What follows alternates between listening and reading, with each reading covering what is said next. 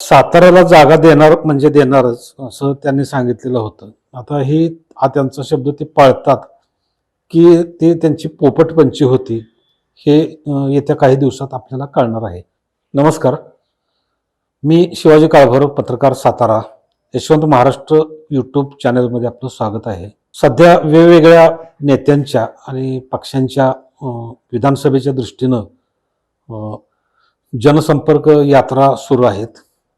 अजित पवारांची पण यात्रा राष्ट्रवादीची सुरू आहे आणि वेगवेगळ्या बातम्या कानावर येत आहेत.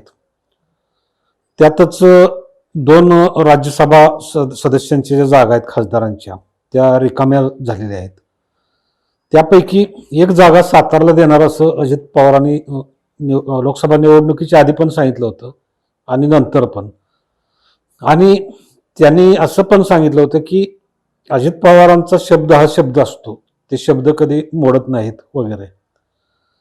परंतु अजित पवारांचा हा शब्द नंतर ज्या वेळेला स्वतःच्या पत्नीला उमेदवारी दिली गेली राज्यसभेची बाकीच्या लोकांना डावलून, त्यावेळेला ते शब्दाला किती पक्के असतात हे लोकांना पाहायला मिळालं.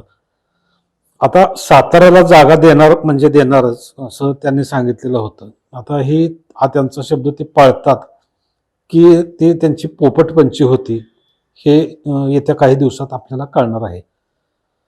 साताऱ्यात उदयनराजे भोसले यांना भाजपनं जे तिकीट दिलं, खरं तर इथल्या जागेवर अजित पवार गटाचा दावा होता आणि तो त्यांनी शेवटपर्यंत सोडलेला नव्हता. परंतु भविष्यात उदयनराजे निवडून आले तर त्यांची जी राज्यसभेची जागा रिकामी होईल त्या जागेवर नितीन पाटील, जे सातारा जिल्हा बँकेचे अध्यक्ष आहेत आणि वाईचे आमदार मकरंद पाटील यांचे बंधू आहेत, त्यांना खासदार करू असं सांगितलेलं होतं. आता पहिली जी जागा होती आधी त्यांना मिळालेली, तिथं त्यांनी आपल्या पत्नीची सुनेत्रा पवार यांची वर्णी लावली आणि आत्ताच्या जागेवर उपमुख्यमंत्री देवेंद्र फडणवीस साताऱ्याला आले त्यावेळेला त्यांनी सांगितलं की दोन जागा आहेत, एक पियुष गोयल यांची मुंबईतली आणि उदयनराजे यांची. त्यापैकी एक जागा जी उदयनराजे यांची रिक्त जागा होती ती भाजपने घेतलेली आहे आणि ते त्यांचा उमेदवार तिथं देतील. दुसरी जागा जी पियुष गोयलांची आहे, उदयनराजेंची जी खासदारकी आहे तिची 2-2.5 वर्ष शिल्लक आहेत आणि पियुष गोयलांची 4 वर्षाची शिल्लक आहे. तर आता या पार्श्वभूमीवर छगन भुजबळांचं नाव पुढे येत होतं, परंतु छगन भुजबळ उत्सुक दिसत नाहीत तेवढे, कारण विधानसभेपर्यंत राज्याच्या राजकारणात काही बदल घडण्याची शक्यता आहे. जसं केंद्रात भाजप स्वबळावर आलेलं नाही, त्या पार्श्वभूमीवर जर महायुती सत्तेवर येणार नाही अशी दिसत असेल तर मग राज्यसभेचं खासदारपद घेऊन कशाला अडकून पडायचं, आपला मग मार्ग तिथंच थांबतो, आपल्याला महाविकास आघाडीत किंवा इतरत्र प्रवेश करता येणार नाही, अशीही त्यांनी खोनगाट बांधलेली असावी.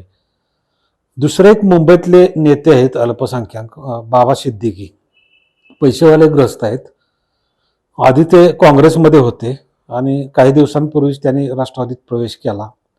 आता या पैशांना भरून किंवा अल्पसंख्याकांची मुंबईतली मतं, मुंबईत एकतर राष्ट्रवादीला कुठलंही स्थान नाही, मग तिथं काही जागांची मागणी करता येईल का, महापालिकेला काय करता येईल का याची चाचपणी, शिवाय सिद्दीकींची पैशाची ताकद, यापुढं मग नितीन पाटलांची उमेदवारी टिकेल का, अजित पवार शब्द पाळतील का, हे आपल्याला येत्या काही दिवसात पाहायचं आहे.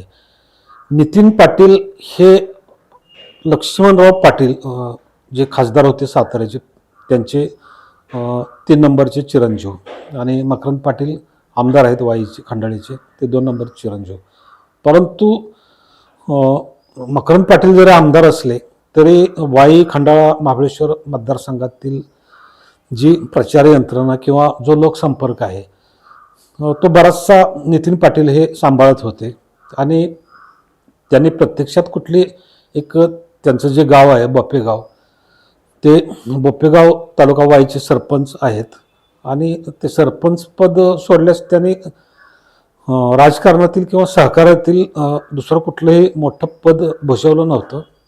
पहिल्यांदाच ते जिल्हा बँकेचे संचालक होऊन चेअरमन झाले.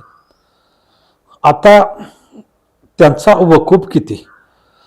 नितीन पाटील हे सातारा जिल्ह्याच्याच नव्हे तर महाराष्ट्राच्या राजकारणाचा गाढा अभ्यास असलेले व्यक्तिमत्व आहेत आणि त्यामुळं नेहमीच त्यांच्याकडं मार्गदर्शनासाठी किंवा विविध विषयांसंदर्भात भेटीगाठी घ्यायला लोक धडपडत असतात. आणि बोपेगावचे सरपंच असताना त्यांनी बरीचशी चांगली कामं तिथं गावात केलेली आहेत. याशिवाय खंडाळा, महाबळेश्वर, वाई हे जे वाई मतदारसंघात तालुके येतात आणि कोरेगाव तालुका जो त्यांच्या किशनवीर सातारा सहकारी साखर कारखान्याच्या क्षेत्रात मोडतो.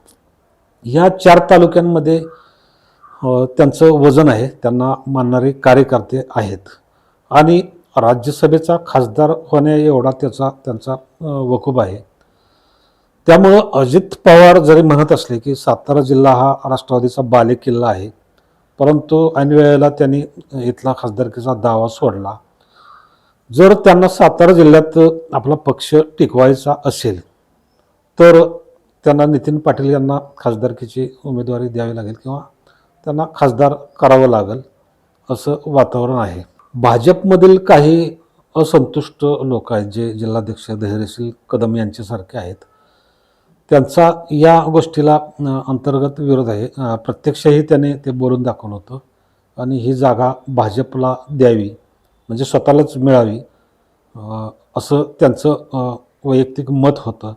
परंतु त्याला कोणी किंमत दिलेली नाही आणि वर ठरल्याप्रमाणे फडणवीसांनी जागा वाटप केलं आहे. त्यामुळं आता अजित पवारांचा शब्द खरा होतोय का हे आपल्याला काही दिवसातच कळेल. तोपर्यंत नमस्कार.